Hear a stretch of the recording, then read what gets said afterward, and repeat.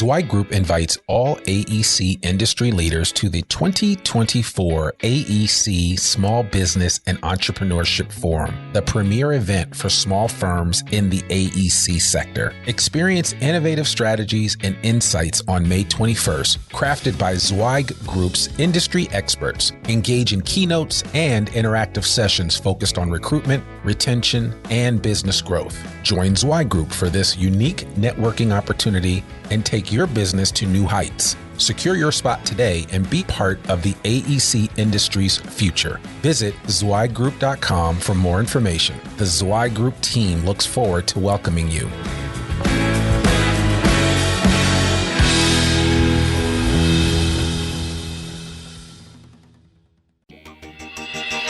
You're listening to a special edition Zweig Letter podcast, putting architectural, engineering, planning, and environmental consulting guru Mark Zweig and his team of experts straight talk in your ear. Mark has more than 30 years of experience helping AEP and environmental firms thrive. And these podcasts deliver his invaluable management, industry, client, and HR advice directly to you, free of charge. The Zweig Letter and the Zweig Letter podcasts let you develop professionally, wherever you are. Hey everyone, and thank you for joining Zweig Group Media and the Zweig Letter exclusive interview series. With almost 25 years of continuous coverage of the design industry, the Zweig Letter is a constant in an ever-changing marketplace. We are bringing you some of the best and brightest minds that our industry has to offer.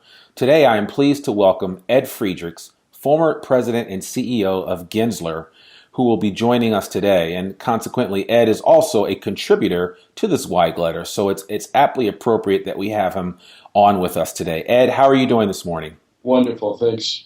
Oh, that's great. Well, it's so good to have you.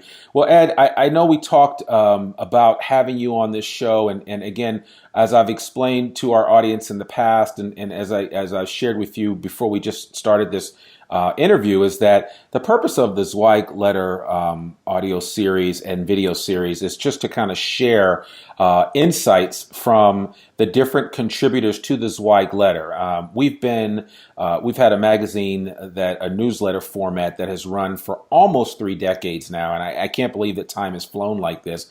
But we've asked people like yourself and others to be a part of the tapestry that is the design industry when it comes to explaining and articulating different viewpoints that peers in your industry have gone through or have dealt with, and situations and challenges that come up on a regular basis. And so I'm just excited to have you here today, just to kind of get some of your sagely advice and wisdom.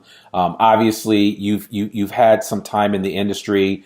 And given that you are out of the day-to-day running of an organization like a Gensler, which is a worldwide company that impacts people on multiple continents, it'd be interesting to hear from you in terms of just your view on things right now and the changing of the guard in the design industry. So, Ed, welcome. I'll give you a hearty welcome from Zweig Media headquarters here in Fayetteville, Arkansas. So good to have you. Great. Delighted to join you. Yeah. So, listen, I guess one of the first questions I would ask you is why don't you just give us a quick snapshot of who Ed Friedrichs is. Just tell us a little bit about you, about your story, and why, why the design industry is so important to you. Fine. I began my college career at Stanford in engineering, which seems bizarre, but my father at the time said, "Dumb idea, kid. Architecture is low reward, high risk, so stay away from it." So I dutifully did 3 years of engineering, finally my senior year switched to architecture. Stanford did not have an accredited architectural school, so I ended up back at the University of Pennsylvania for my master's degree, which was a great choice at the time. The scion of the school was a wonderful architect, and so I had a great time back there. When I came back to California from University of Pennsylvania, it was just about like the recession in 2008. There was not a job to be found for an architect.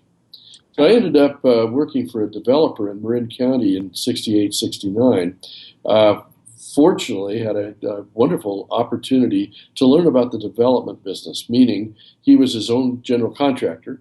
So I was negotiating the subcontracts on his behalf to make sure we got into the houses what I was designing. I met with the planning department to get a tract map approved. I had to meet with the engineers in the county to make sure they'd approved the grading plan. I customized kitchens for housewives. So it was one of those wonderful experiences that taught me a lot about what's the consumer, in this case we're selling tract houses, and what is the developer's point of view about the design business. And of course, if I talk to them about design, that was not what they're interested in. Will it make me money? Can I build it within my budget? Will it sell? So this was a great little bit of tutelage that I needed at that time. So I ran into Art Gensler at a bar in Tiburon one night. It was just one of those crazy circumstances where I had presented a house that I designed for my landlord on a crazy lot in Tiburon. And it had taken us almost a year to get the thing approved. It wasn't fast in those days either in California. So I'd gone to the bar with my landlord, with the civil engineer that had helped me stake out the property lines. This was a lot, by the way, that was given away with a newspaper subscription in 1915. So you can imagine the metes and bounds of the property were not very exacting. Anyway, this big guy's on a bar stool next to me, and he keeps bumping into me. And I finally turned to him. I said, if you'd like my bar stool as well, I'll go down the other end here. And he looked at me and said, well, wait a minute. Didn't you make a presentation at the city council tonight? Yeah, I did. So, well, that was terrific. I really liked what you did, and I liked the way you presented it. What do you do? I explained I was working for a developer. He said, well, I've got a little architectural firm in San Francisco. Why don't you come talk to me? It was Art Gensler. So that was the beginning of my career. When I walked into Art's office, there were 20 people total in the firm, one office in the city, with an array of goofy projects, including a lot of tenant development work. So the firm had begun practice to do the tenant improvements for tenants in the Alcoa building in San Francisco, which, by the way, was the first multi-tenant office building ever to be built in San Francisco. So it was an interesting time and an interesting piece of practice. I spent some time with Art at his house because he lived in Tiburon as well. I'd ride on the ferry boat with him from Tiburon to San Francisco every day. So we had a chance to really trade notes on a lot of ideas about what the practice of architecture should be like. And it was something we both agreed on. And that was that design has value to an organization. The value is, if design is really well executed, it will improve the organization's performance. Now, in the interior design, it's fairly easy to see. If I can reduce absenteeism, if I can create an environment that encourages collaboration among the people in the organization, they'll do better, they'll stay longer, we'll have less turnover. So that was one array of what we looked at. If we were doing an office building, will it lease quickly? Will it command a rent that is at a premium in the marketplace because of its design? Can it be built according to the budget? I mean, we were very much into creating designs that were effective and efficient to build, and we kept metrics on everything we did. We measured everything. We asked a client what were his or her priorities, and then we get the metrics at the beginning of the process of doing a project, and then we measure them again at the end. So when we went to speak to a new client, we had an absolutely marvelous array of evidence. I don't know if you're familiar with the concept of evidence-based design. It's used a great deal in the healthcare industry, where hospitals are very concerned about rates of infection, length of patient stay, is the patient asking for a lot of painkillers, or are they doing well in a post-operative state? Evidence-based design really creates metrics that allow you to measure the impact of a design feature or a design approach. So that was from a very early stage of my involvement with the firm, and all of our thinking at the time was a big part of how we created Gensler. And I think to this day, you'll find that it's very much evidence-driven, which means that Gensler still does a tremendous amount of research in various parts of the built environment just to see what are people looking for? How do we measure it? Can design actually cause that effect that we're looking for? So I think that probably carried me through my entire career, that very solid concept of how do we use design to impact the performance of the organizations that we're working for. Yeah, it's interesting that you say that because, I mean, it's a tenet of business in general, right? I mean, it's the idea that firms and companies need to listen to the customer, and they need to understand what the customer wants. Too often we go and build these iconic towers and iconic designs, and they're actually for the person designing or creating them, and not for the end user. That's all true. Yeah, and it's a huge disconnect, I think, that we see across business spectrums. But it's interesting that you mentioned that in the design industry.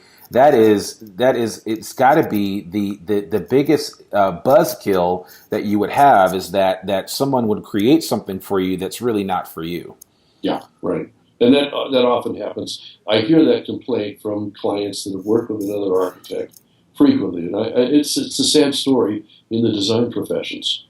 Yeah, and I mean, obviously we have to be more cognizant of what our clients are asking for, and I certainly I would encourage our listeners and those that are watching this or listening to it on podcast to really take heed. I think that advice is really strong. But you also said something else in there that really resonated with me earlier about just your interactions with Art Gensler. And I think there's something there, and it sounds like he was maybe a primary mentor for you as you got into the industry. Would you speak specifically to the importance of mentoring and definitely with this next generation? Because, I'm personally, I'm 46, and I'm beyond the millennial stage, but then you've got all these younger kids that are coming in the millennial era that want to come into the design industry. And, then you've got this group of people that are my age. And then we have people like yourself that have been there, done that, and have have everything to prove and show for it.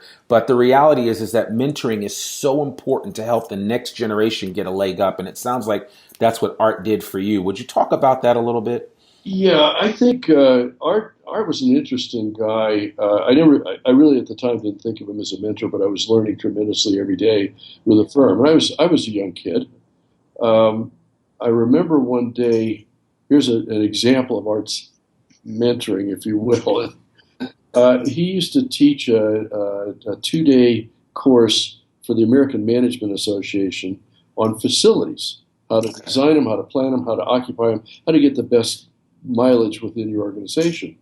So I knew he had done these, and he always came back with a couple of new clients from the audience, which was always fun.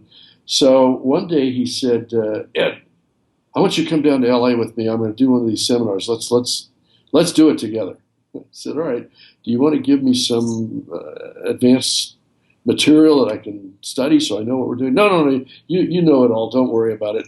So we get on the plane to go to Los Angeles, and he hands me a binder about yay thick and said, well, this is the course curriculum. I said, oh, geez, why don't you give me that 2 weeks ago? So I started thumbing through it. And yes, indeed, it's things we talk about. We talked about in those days constantly.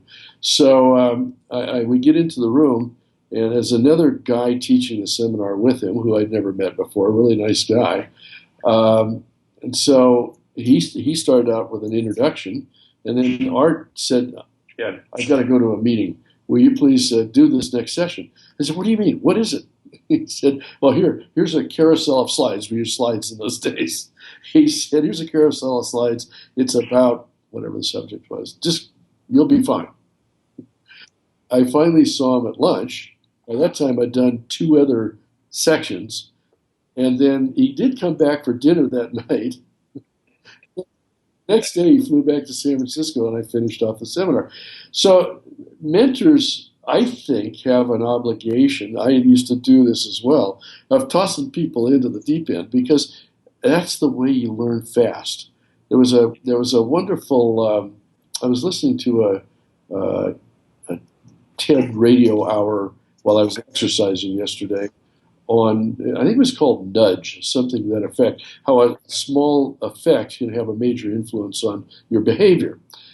In this particular section, the moderator was talking about the difference between men and women and how they learn, and how sad it is that men are adventurers. They take chances, they take risks. They're encouraged to for the time we're young. Women, on the other hand, are expected to be perfect all the time, and it slows them down. They calibrate where their ability to perform is, and they don't have that same opportunity for advancement.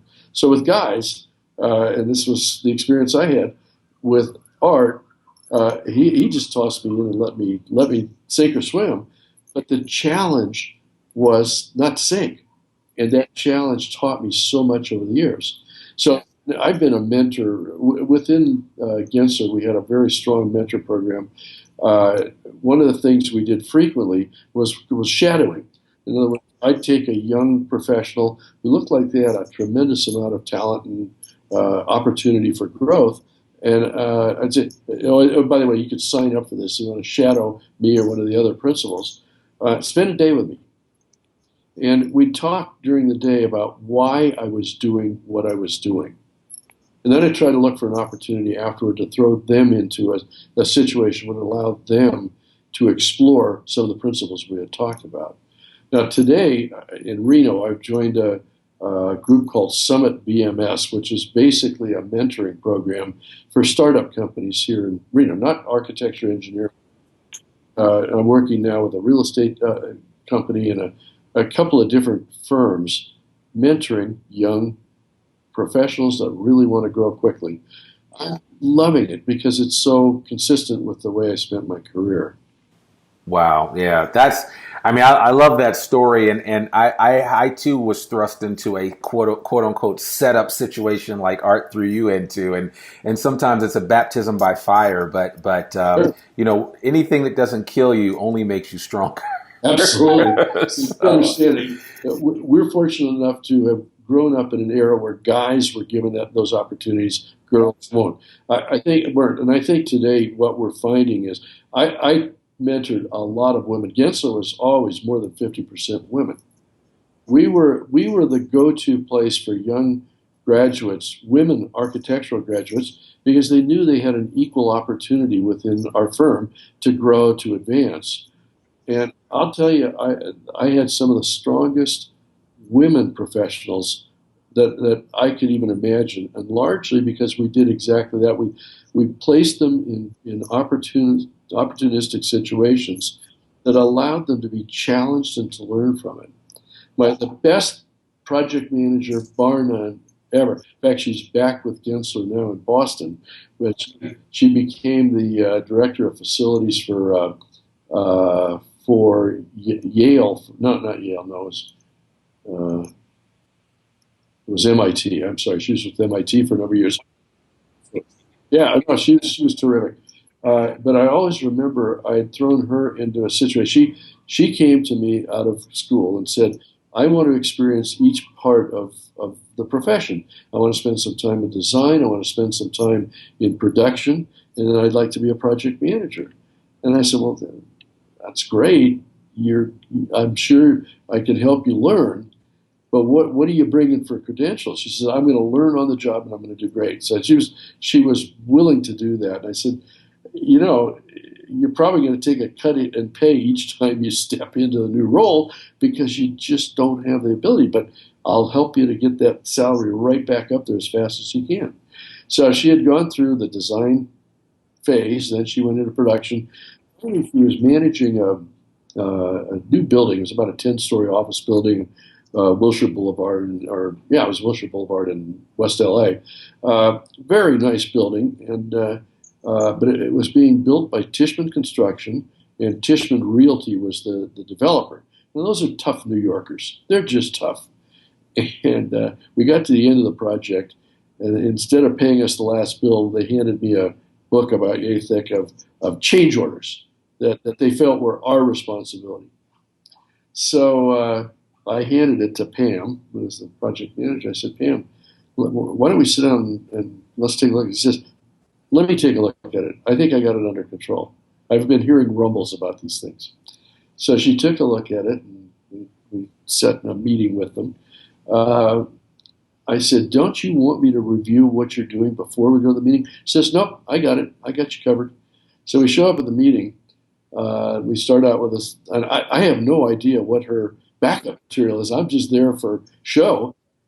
And the first change order comes up. She describes why it's not our responsibility. Goes through all the documentation from the files.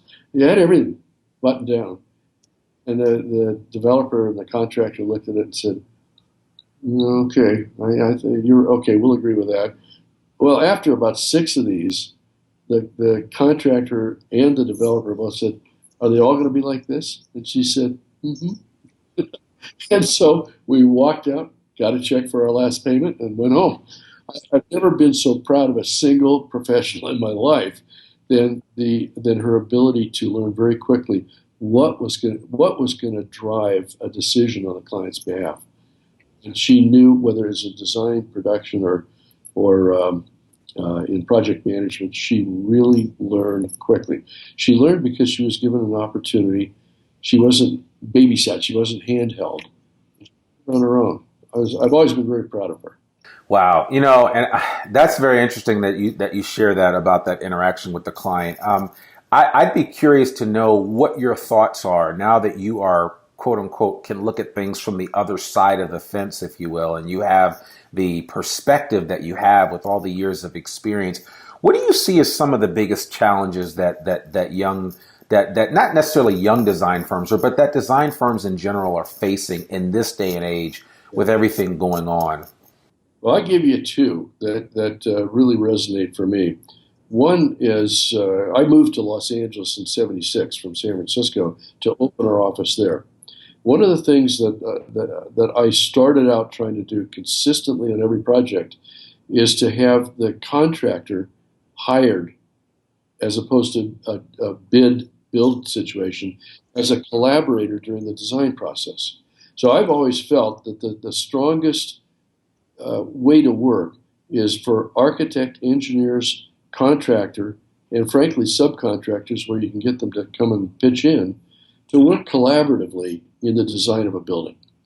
And I think in today's litigious society and the challenges of everybody's looking for a way to take some skin out of your hide and put it in their pocket, I would love to see this profession shift toward design build, whether it's a formal single enterprise contract where one entity is responsible for design and construction.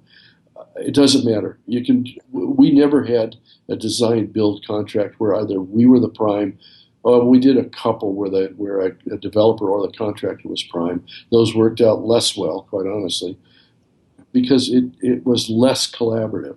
Where it was collaborative and to the clients and our mutual benefit, we were doing better buildings at lower cost and higher performance by working as a team. If you take that as a concept, I'll give you an example of how this works. We were doing a 5-story, very nice mission-style building on the Warner Brothers campus in Burbank. It was to be a building for talent. So this is producers, directors, and so forth. One of the issues was a very tight budget, and contractor was on board. We worked very closely all the way through until we got to a guaranteed maximum. One of the things get rid of that.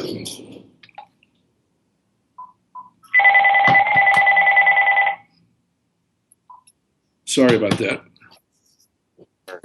One of the things that I was most concerned about was the budget was so tight, we didn't have a really high performance glass in the building.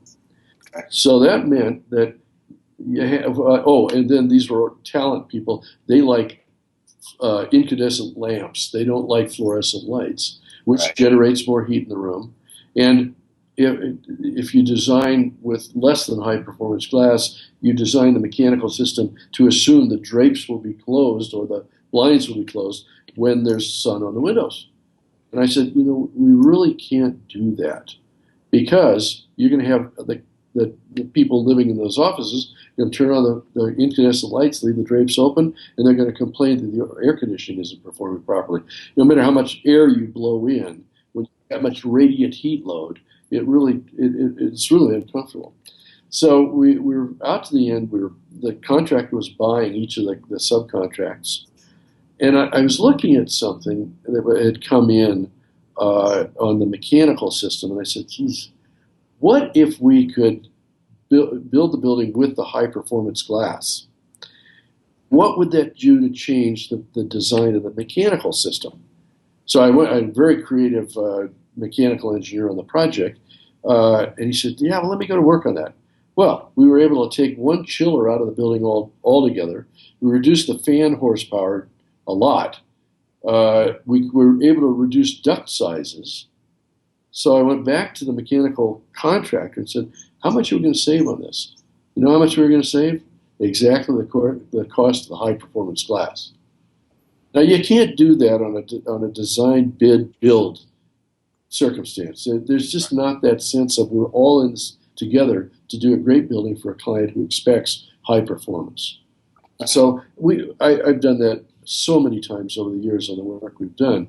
And I'll scroll that forward to today. I'm now a developer. I'm not an architect anymore.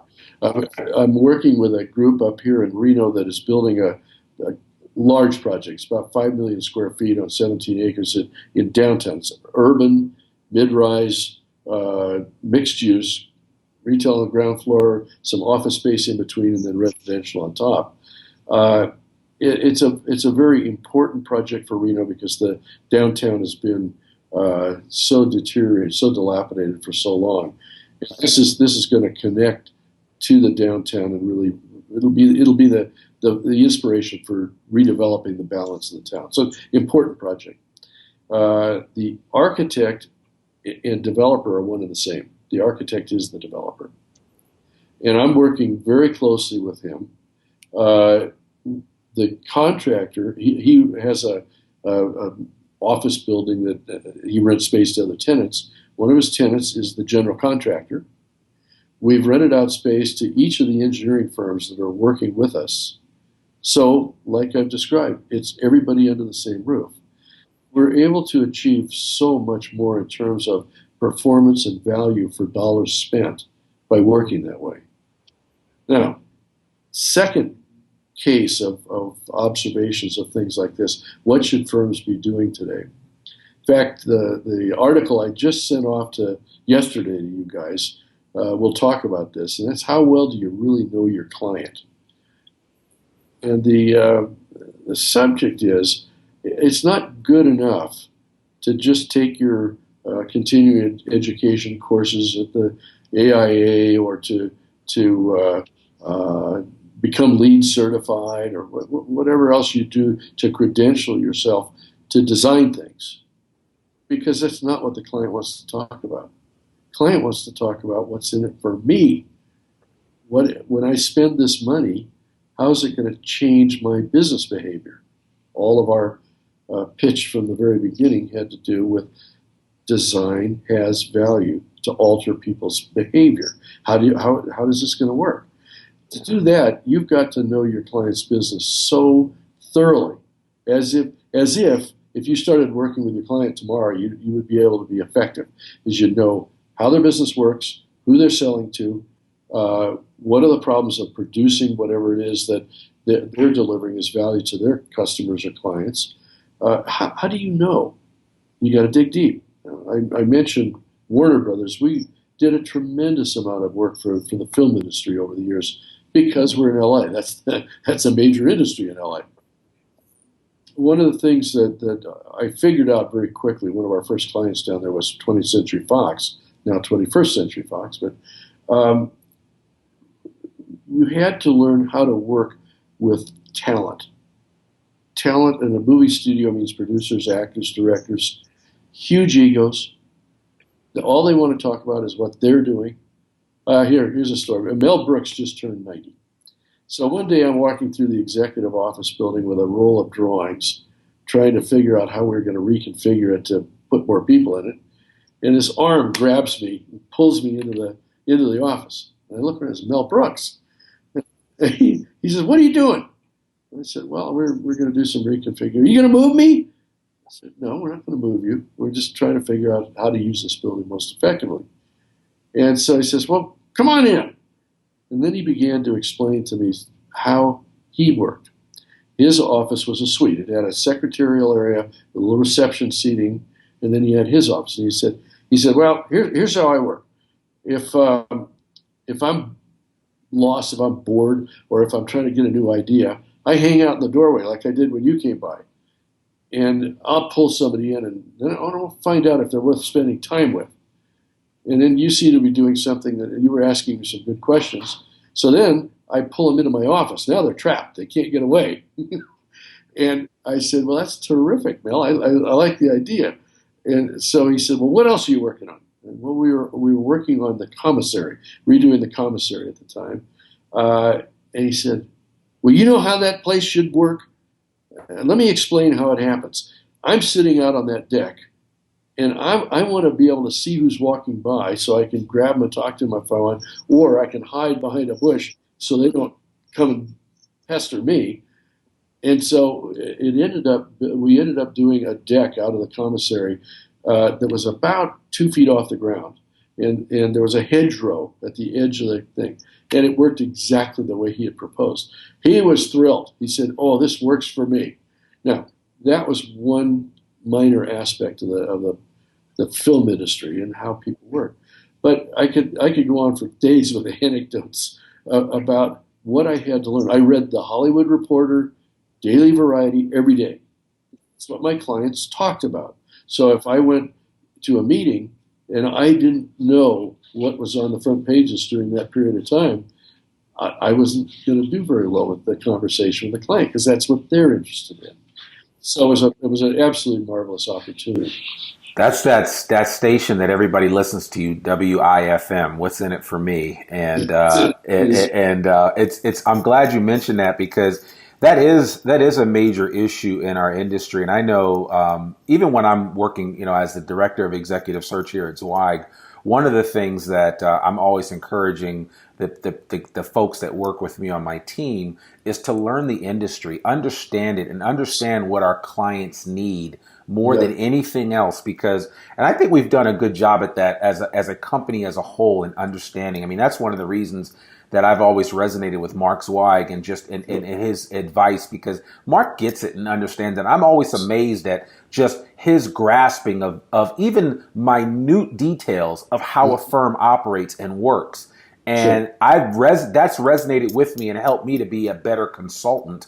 You're totally right. I mean, a lot of times when you look at how a company builds and develops business and gets out there, they focus on all the features, but then you got to really get into the benefits. How does it benefit an individual? How does it benefit an organization?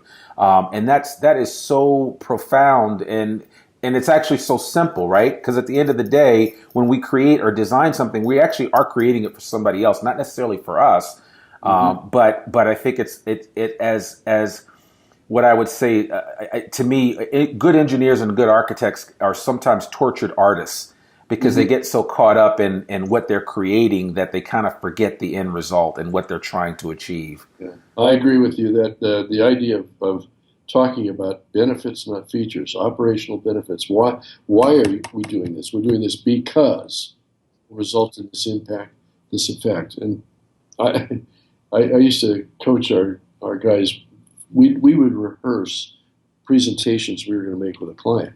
And I'd drill people when they'd start talking about the thing they were doing instead of what that thing was going to produce as an effect. And any firm can benefit by that particular exercise before you ever before you ever make a presentation to a client. Stop, back up, rehearse your presentation so that it's focused completely on benefits, not features. So you're absolutely right. Yeah, no, that's perfect, and I like that you said that. I mean, sometimes people go in and, I do some public speaking myself, and people are always amazed when I tell them how many times I'll go over a speech or go over something that I'm going to share before I actually do it. And practice really does make perfect in that area. I think a lot of companies and individuals that are constantly going out to pitch new ideas, pitch new projects, that's an area where if they just slightly improved, they would increase their chances of landing projects at a much higher level than if they just kind of go in and wing it, if you will. And some people feel like, oh, well, just because I'm a great speaker, I feel like I'm a good speaker. People have told me I'm a good speaker, but I always practice. I don't allow that, what people have said about me to get to my head, because I know that I've got to always be on my A game. And to be on my A game, I need to know my material cold. One of the tools we often used with clients that we were going to be working with over a period of time who didn't have particularly settled ideas about what benefits they were trying to achieve was we'd make, in a sense, a map of the concepts. Basically, it's a big piece of butcher paper up on a wall. And we'd map out what was important to them. What were the hot buttons? What did they measure? What were they worried about? What were their biggest fears? And then every time we were in a presentation, we'd pin that thing up because often their priorities had changed. In a couple of months, something new came up to bite them. And so we'd annotate that mural and continue to monitor it as we went along. Clients would come away from that kind of an experience with an entirely different mindset about what an architect does because they really felt like we were working for them, not to achieve what we wanted to achieve. Yeah. Wow. No, that's perfect. I mean, that makes so much sense. And I think, and I'm hoping that people that are in the listening audience will hear what you're saying, because it's just some really good advice that in any industry you could benefit from if you focus on the end result and who you're serving, as opposed to what you guys, or when I say you guys, what a firm is trying to achieve and accomplish. I mean, again, it's ultimately through what a client would need at the end of the day. And so if it's really funny that I wrote a book about only 10 years ago now. It was just after I left Gensler, called Long Cycle Strategies for a Short Cycle World. And the concept of the book was we need to always be thinking long in our relationship with each other, with a client, and yet we're driven by short cycle demands so frequently in our interactions. And so I was thinking about, as I was writing that book, I thought, am I writing for architects? I thought, I'm really writing for creative enterprises. Then I started thinking about creative enterprises aren't just design firms or ad agencies. They're really almost every business today. Very few people just buy a widget. They're really buying an experience. An automobile today is an entire anthology of self-fulfillment. When you buy a car, you want to identify with the image of that car. If you buy an Aston Martin, you are James Bond. You really want to create an interaction and a relationship with the person who buys the thing you make, even if it's an object. So you create a scenario, a story around what it is. If you're buying a Prius, you have a very different concept than James Bond. And so as you go through your effort of engaging with your customer, they stop becoming customers and they start becoming clients. A customer is a transaction-related relationship. In other words, if I'm a customer and you're the purchaser, you think of me like a used car salesman. I'm just trying to move the merchandise. We are not solving a problem together. We're simply trying to make an exchange. And if I'm a client, we're both sitting on the same side of the table solving a common problem. And almost everything that we purchase, I'm talking to you on a Apple MacBook Air. The purchase of an Apple MacBook Air is anything but the purchase of a product. It's a whole realm of experience that goes along with the Apple relationship. And I'm not making a pitch for Apple here, but I do think that the fact that my MacBook Air, my iPhone, and my iPad will all sync up with one another so that if I enter your address and phone number in one device, it's immediately in the other devices. That's a pretty cool deal for me. I, I really, I really think of all the technology devices that we all use day in and day out. They're not a product anymore. They're a set of experiences that connect to our lives, and if they do it well. My wife today, 6 months ago, so she's still on Microsoft, and I think it's Microsoft 10, whatever version 10 came out. Oh my God, the cursing that was going on in this household because things just weren't working, and she wasn't getting the support she needed, and so we do depend heavily on the relationship with the people that represent the organization.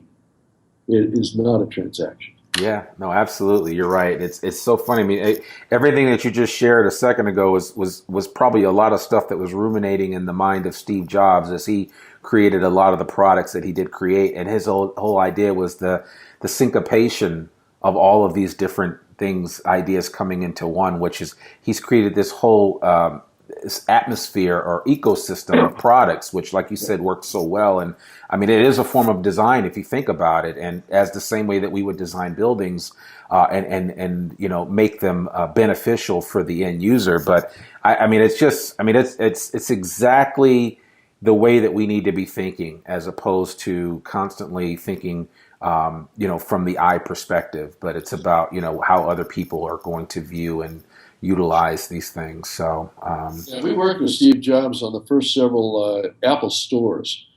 That concept I thought was brilliant. It entirely different than any other retail experience that existed at that time. The ability for the salesperson with a handheld device to take your credit card, get the machine, and carry it, hand it to you. It's not like a checkout counter. And I was in a mall in San Jose the other day, and I had to get some help at the Genius Bar. It was not working right on my computer. So I walked in. I made an appointment. I went in. My appointment saw me pretty much right on time. As I walked out, just down the hall and across was a Microsoft store. Dead in a doornail. People were lined up to get into the Apple store. So it's been a very successful venture in retailing that's radically different than any retail experience that had ever been had before Steve Jobs stepped into it. Brilliant guy. Yeah, no, absolutely. He has to work with, by the way. Right. Well, hey, it's awesome. It seems like you have.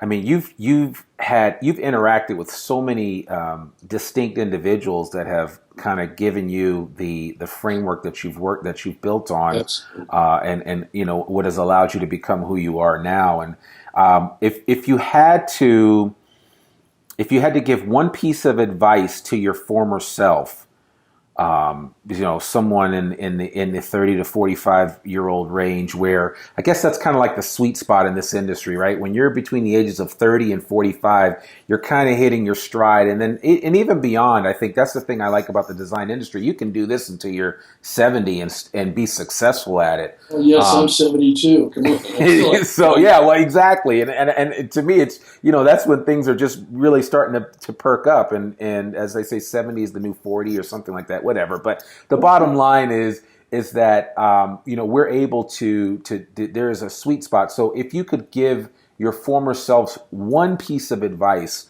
what would it be? Well, you may not believe this, but when I was a young professional, I was pretty shy. I didn't have the ability to speak in public, and yet I knew that this profession demanded that I would have to make presentations to planning commissions and architectural review boards and city councils. So I was going to have to be in front of the public. That little city council meeting I described that Art had seen in Tiburon all those years ago, I was shaking in my boots when I was standing in front of that council. I was just scared to death. So I knew I had to improve two things. A was get over my fear of standing in front of an audience. And the second thing was being able to be articulate where I was not speaking from a script. I had to be able to speak spur of the moment to respond to questions and so forth. So two things happened to me in those days. One is we got a dictation system in the office, had a central recording device that a couple of secretaries would take stuff off, and then we each had a little handheld, like almost like a telephone that we could dictate into, back up, forward. I used to write everything out longhand and then hand it to a secretary to type up. I thought, now here's an opportunity to learn to compose my thoughts. So I worked really hard to write outlines of what I was going to write in a contract, in a specification, in a letter, and then dictate it, which meant I had to be composing in real time. And it took a while, but I got through that aspect. The getting up in front of people without trepidation, you just have to do, but you can get great coaches. I've sent a lot of people through Dale Carnegie over the years. Most of the clients that I've consulted to, if I detected a shortcoming in their ability to make a decent presentation, I'd get them to do the Dale Carnegie course in the office. And that sort of coaching. We had a coach in L.A. that someone recommended to me, who had been Ronald Reagan's speech coach when he went into politics. A little short guy from South Africa, smartest guy I've ever met. And we brought him into the office to run several of us through public speaking, presentation, skill building. Using video, by the way, the hardest thing you ever can do is watch yourself in a video recording. And so this helped us because that's the way he did it. He would tape us, and then we'd critique each other. Once you get over your fear of seeing yourself on television, what you can learn from that experience is gigantic. So that was I look at architecture, engineering, anything where we're interacting in this kind of client relationship as a series of conversations that have to feel so comfortable to you. No matter whether you're standing up in front of a board of directors, if you're presenting to a council, you've got to be at ease. You've got to be comfortable, confident, and it's all about benefits, not features. You have to train that spontaneous response to questions that come up to zero in on what the client's interests are. So that's the advice I've given everybody since I shook myself out of my malaise about public presentations and kind of got over it. Yeah, that's awesome. And it's so funny because, we're always talking, and we'll close with this, but whenever I go and we talk about different candidates that we're recruiting, and a client will always ask, well, is this someone that I can put in front of a client, right? That's a big deal. Sometimes we're like, nah, maybe not. And then other times we're like, yeah, you could probably put that person in front of a client. And it's actually one of the bits of encouragement and advice that I give everybody that I come across, especially in this industry, is to figure out a way to get out of your shell and to know who you are and to know what your comfort levels are and to know that you can improve on some of those areas that you think you're weak in just by practice and just kind of getting out of your, like you said, your shell. And it's really important. But Ed, this has just been a wealth of information. We certainly went over what I had planned for, but obviously this can all be used, and we will make good use of this information both on our YouTube channel as well as in our podcast. So we'll go ahead and close out, folks. As a reminder, all Zweig Group media programs like this one are available free for download on iTunes, Stitcher, SoundCloud, YouTube, just to name a few places. Also, we'd like to thank you for watching this in video format or listening to the podcast by offering you a free copy of the Zweig Letter. Just visit info.zweiggroup.com/free TZL. A link to all of this information will be in our show notes, including information with a link to Ed's blog, as well as, Ed, if you'd like to share your email address, if anyone wants to contact you, we'll be more than happy to do that. What's your email address? Ed at friedrichsgroup.com. Okay. All right. We'll be sure to have that in the show notes and make sure that anybody that needs to reach out to you will be able to do that. I'm sure you'll get some feedback from this interview. And then finally, if you're really in the giving mood, feel free to share this link with your friends. It's kind of like spreading the love and the knowledge all wrapped up in one. I'm Randy Wilburn, and you've been listening to Zweig Group Media, part of the Zweig Group. We exist to make you more successful. Thanks so much, and bye for now. Thanks for tuning in to this special edition Zweig Letter podcast. We hope that you can apply Mark's no-holds-barred advice to your daily professional life. For a free copy of the Zweig Letter, please visit info.zweiggroup.com/free TZL. If you want more wisdom and inspiration, in addition to information about finance, HR, and marketing your firm, start reading and sharing the Zweig Letter today.